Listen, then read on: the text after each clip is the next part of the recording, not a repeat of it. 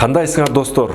Мен Жаныбек Абидетегин бүгүн силерге бир китеп жөнүндө эмес, толтура китептер жөнүндө айтып берем. Мына жакында жаңы жыл, кышкы эс алуу, баарыбыз эс алууга чыгабыз. Кээ бирибиз жылуу өлкөлөргө, кээ бирибиз айылга, кээ бирибиз үйдө отуруп алып, уктап, кино көрүп, ал эми кээ бирибиз болсо тоого чыгып, чана теп, лыжа теп, айтор баарыбыз эс алабыз. Мына бирок ушул эс алууда сөзсүз китеп окуп да эс алгыла достор. Анткени китеп окуп эс алуу аябагандай жакшы. Мына ушул эс алууда кандай китептерди окуш керек? Мен силерге 3 китепти сунуштайм жана Билл Гейтс байкебиздин да сунуштаган 5 китеби бар. Ошолор жөнүндө айтып берейин анда. Бул мен сунуштаган биринчи китеп Грузия кантип реформа жасай алды. Биздин өлкө жаңыдан гана өнүгүп телчигип келатат, ошондуктан бул китепти окууну сунуштайм. Бул китеп өлкөмдү өзгөртөм дегендер үчүн. Окуңуздар. Ал эми экинчи китеп Кылычсыз самурай. Бул биринчи китептин логикалык жактан уландысы, бул бир лидер жөнүндө, бул китеп болсо өзүмдү өзгөртөм дегендер үчүн. Ошондуктан ушул китепти дагы окууну сунуштайм. Ал эми адам баласы өнүгүү үчүн, эс алуу үчүн сөзсүз түрдө китеп окуш керек. Ал эми китепти эмне үчүн окуш керек деген суроого жооп таба албай жүрсөңөр, анда мен бул китепти сунуштайм. Эмне үчүн китеп окушубуз керек?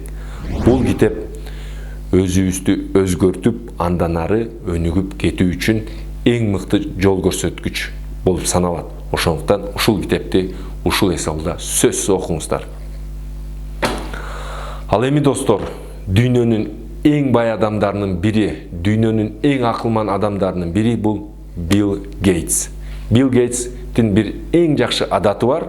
Ал адаты кандай десеңер, ал жылына 2 жолу өзүнүн көрөрманы дейбизби, күйөрманы дейбизби, айтор эл үчүн дайыма жылына 2 жолу, бирөө жайында, бирөө кышында 5 китепти сунуштап турат. Ал кайсы китептер? Мына жакында эле мындан 1 жума 2 жума мурун Билл Гейтс аябагандай бир жакшы 5 китепти бизге сунуштады. Ал кайсы китеп деп турсаңар, анда мен айтып берейин. Билл Гейтс сунуштаган 5 китептин биринчиси бул Билл Гейтске кызы сунуштаган, автору Тайари Джонс, америкалык Нике деп которсок болобу, айтор An American Marriage. Бул китепти кызы сунуштаптыр. Бул китепте афро-америкалыктардын афро-америкалык түгөйлөр жөнүндө баяндалат. Бул китеп азырынча кыргызчага же орусчага которула элек, мен билгенден.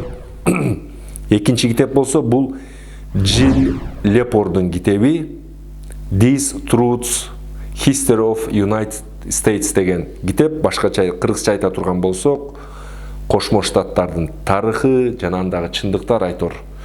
Ушул китеп бул экинчи китеп. Бул китепте болсо Американын тарыхын бүтүндөй 800 беттик китепке киргизип койгон. Бул эгер Американын тарыхына кызыксаңар, Билл Гейтс сунуштаган ушул китепти окусаңар болот. Ал эми үчүнчү китеп бул Вацлав Смилдин Growth, өсүү, өнүгүү деген китеби. Баарыбыз өскүбүз, өнүгүүбүз келип атат. Мына ушул китепти окусаңар болчудай экен. Бул мындан бир нерсени айтайын, бул Смил, бул Билл Гейтс жактырган авторлордун бирөө.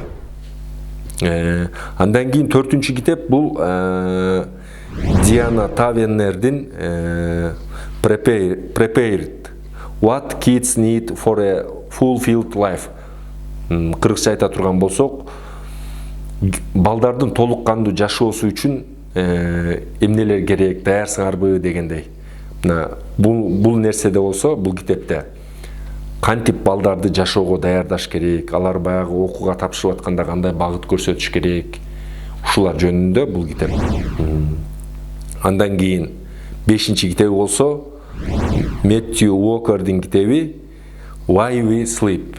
Эмне үчүн биз уктайбыз? Мына биз көп эле уктайбыз, эмне үчүн уктайбыз? Ушуга суроо таба албай атсаңар, ушул китепте жообу бар. Бул 5 китептен кыргызчага которула элек, Кудай буйрса балким биздин жазуучулар тарабынан, Бугупресс тарабынан балким которулуп калар.